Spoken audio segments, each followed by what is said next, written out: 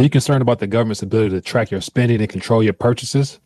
Two bills introduced in Texas House and Senate could create a state-issued gold-backed digital currency, which could possibly shake things up. Let's talk about this.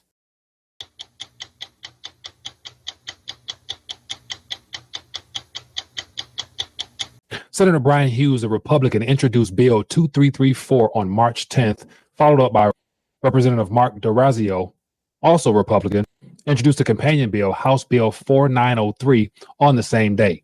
The creation of a state-issued gold-backed digital currency would create a currency competition with the Federal Reserve notes and undermine the Fed's monopoly on money.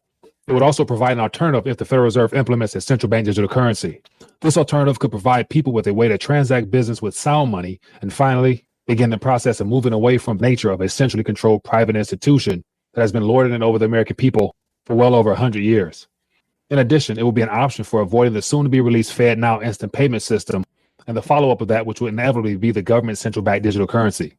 A digital currency controlled by the government like a CBDC will definitely lead to the creation of a surveillance state well beyond what we have now, where the government has complete control over your spending.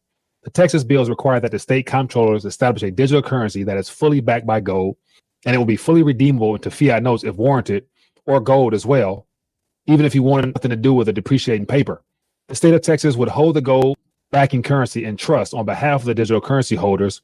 A gold-backed digital currency will create a currency competition with the Federal Reserve notes and provide a viable alternative when the Federal Reserve implements the CBDC. By making gold conveniently available for regular daily transactions by the general public, gold-backed digital currency could create the potential for a wide-reaching effect, nullifying the Federal Reserve and ending the federal government's monopoly on money.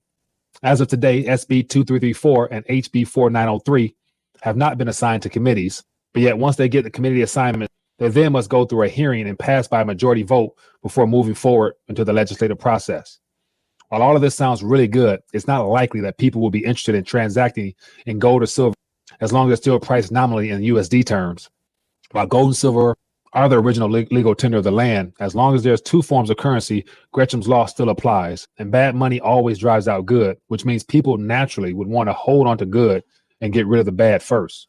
As long as there's an abundance of bad currency, i.e. Federal Reserve notes, floating around, it's highly unlikely that people would want to spend an ounce of real value when they can swipe a card or hand someone depreciating paper. I know me personally, I'm not quite interested in this just yet, but I guess it's better to have this type of option rather than being forced or stuck with the Federal Reserve's options for another 100 years.